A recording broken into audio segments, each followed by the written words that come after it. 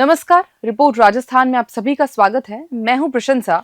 शुरू करते हैं इस वक्त की खबरों के साथ। कश्मीर के पहलगाम आतंकी हमले को लेकर देश भर में शोक और गुस्सा है। जयपुर में गुरुवार शाम श्री राजपूत सभा ने स्टैचू सर्कल पर पुष्प अर्पित कर और मोमबत्तियां जलाकर शहीदों को श्रद्धांजलि दी। इस दौरान आतंकवाद मुर्दाबाद के नारे लगाए गए। सभाध्यक्ष राम सिंह चंदलाई ने इसे मानवता के खिलाफ अपराध बताते हुए कहा कि ऐसे कृत्य बर्दाश्त नहीं किए जाएंगे। कार्यक्रम में उपसभापति प्रताप सिंह राणावत, संगठन मंत्री अजय पाल सिंह, सहमंत्री पृथ्वी सिंह, कोषाध्यक्ष प्रद्युम्न सिंह समेत कई सदस्य शामिल हुए।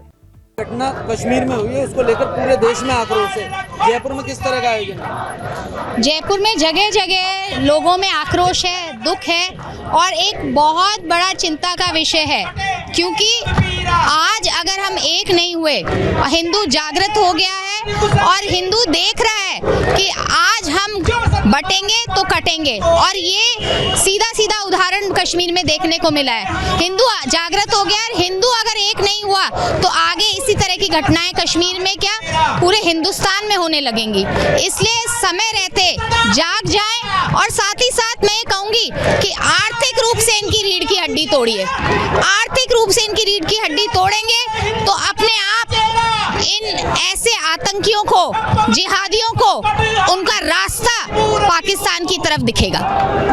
बाबा बालमुकुंदाचार्य का एक बयान आया था, इसके बाद सुरेश मोहन दिनेश आतंकवादी नहीं मुल्ला, इस तरह से देखते हैं। इस तरह का घटनाक्रम अभी लगातार नजर आ रहा है। इस घटना के भी समर्थन में काफी सारे बयान हैं।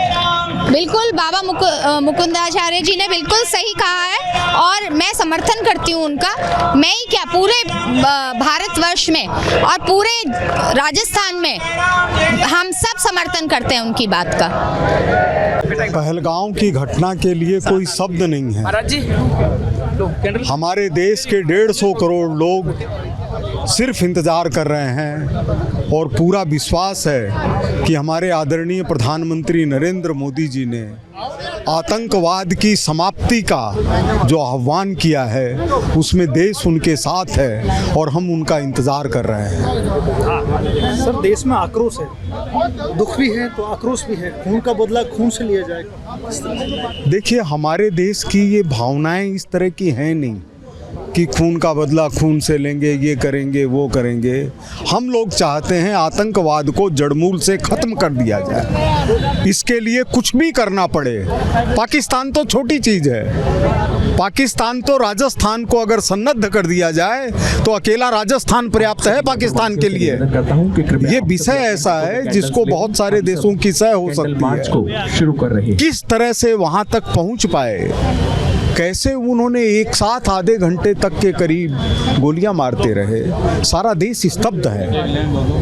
ये कौन सा स्वरूप है ये समझ में नहीं आ रहा है। लेकिन कल हमारे नीरज उधवानी के परिवार वालों के पास गए तो उन्होंने एक सवाल पूछा कि क्या इस देश में हिंदू होना गुनाह है?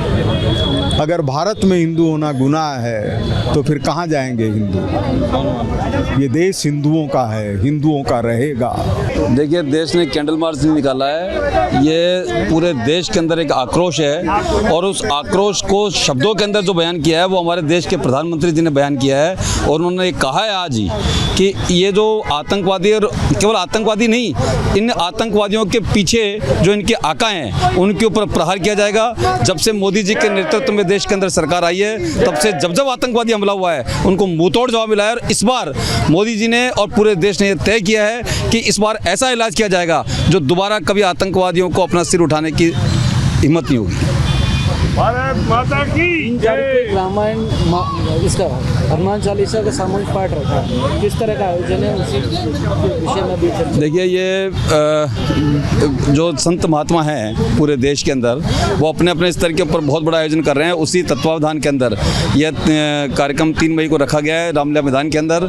और अधिक से अधिक हिंदू समाज के जो लोग हैं वो ये कार्यक्रम पूरे देश के अंदर जन जागृति का कार्यक्रम है, क्योंकि सनातन धर्म के अंदर हम जो सब लोग हैं, हम जो सनातनी, हम जो हिंदू धर्म के जो लोग हैं, क्योंकि इस बार पहली बार ऐसा हुआ है जब देश में ये सिद्ध हुआ है कि पहले कहते थे कि आतंकवाद का कोई धर्म नहीं होता है, पर इस बार जो आतंकवादी हमला हुआ है उन्होंने कहा कि आतंकवादियों का धर्म होता है, और धर्म के आधार के ऊपर जब ये हमला हुआ है तो पूरा देश का सनातनी एक होने के लिए पूरा ये जन जागरण पूरे देश में चल रहा है। महाराज श्री ने कहा कटोगे तो बटोगे।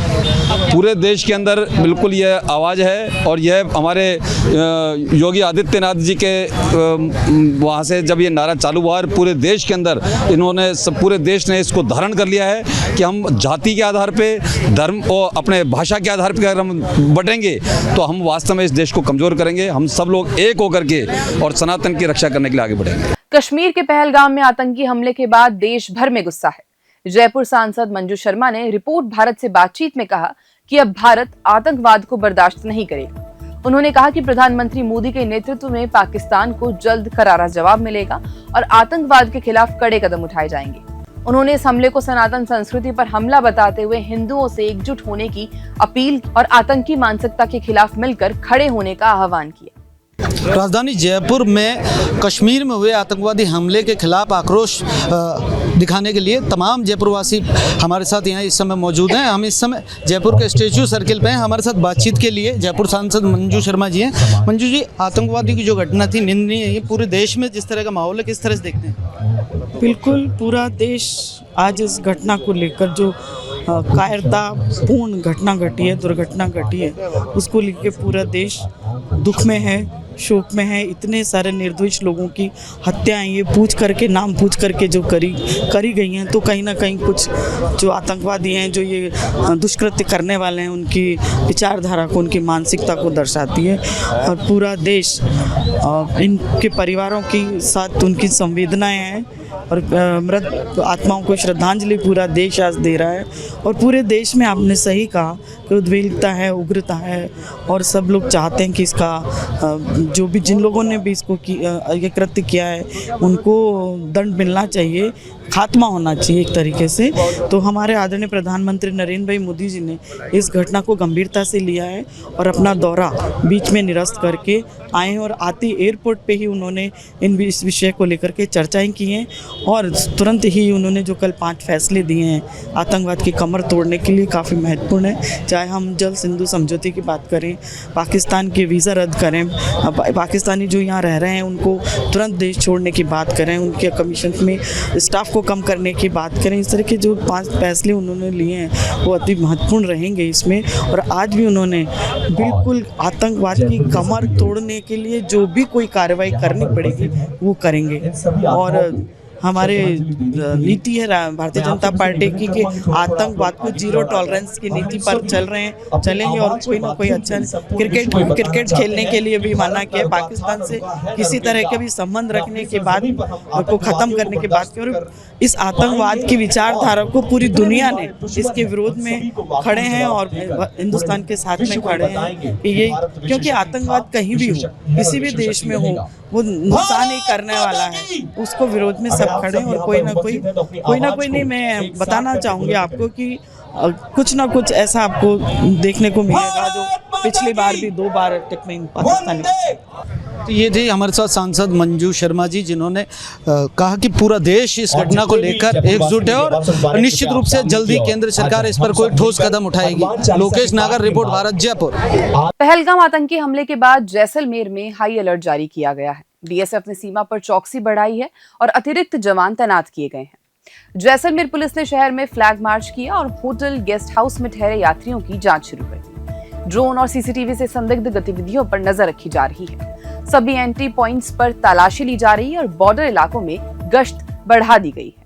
देखिए, जैसलमेर जिला क्योंकि बॉर्डर का जिला है, उसको देखते हुए पुलिस मुख्यालय से और माननीय सीएम साहब द्वारा कल वीसी ली गई थी। उसके बाद में हमने काफ़ी कार्रवाइयाँ की, इसमें स्पेशली बॉर्डर इलाके में बीएसएफ से कोऑर्डिनेशन और जो एजेंसीज उनसे कोऑर्डिनेशन, उसके अलावा ज़िले के अंदर पुलिस की प्रेजेंस बढ़ाई है और जो बॉर्डर इलाके हैं वहाँ पर नाकाबंदी हमने बढ़ाई है। भारतमाला रोड है जो वहाँ पे हमने प्रेजेंस बढ़ाई है और कोई भी अवांछित व्यक्ति ज़िले में ना रहे, उसको लेकर के हम लोग होटल, ढाबे वगैरह चेकिंग कर रहे हैं और ओवरऑल पुलिस की प्रेजेंस काफ़ी हद तक बढ़ी है। और जैसलमेर जिला क्योंकि 450 किलोमीटर प्लस का इंटरनेशनल बॉर्डर है, उसको देखते हुए सभी एजेंसी से हम लगातार कोऑर्डिनेशन कर रहे हैं और आने वाले समय में ये जो अलर्ट मोड है और जो कोऑर्डिनेशन है लगातार जारी रहेगा। इसको लेकर के हम लोग लगातार मीटिंग्स कर रहे हैं, बॉर्डर एरिया में भी जा रहे हैं, बॉर्डर गाँव के अंदर लोगों से इंटरेक्शन कर रहे हैं और आसूचना संकलन भी कर रहे हैं। सबसे महत्वपूर्ण बात यह है कि जो ये घटना हुई है पहलगाम में,